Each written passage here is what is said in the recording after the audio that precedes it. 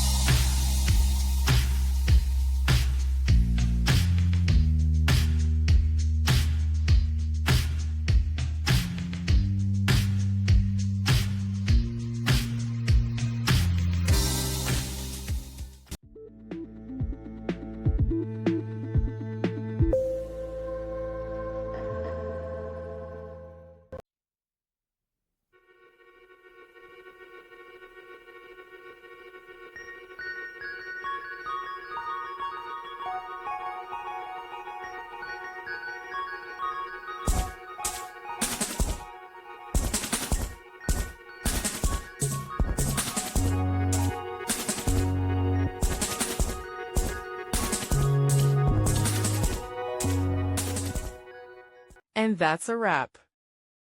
I hope you found the answer you were looking for. If you did, take a second to hit that subscribe button. It really helps out.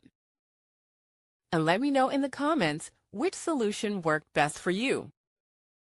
See you next time in the debug zone.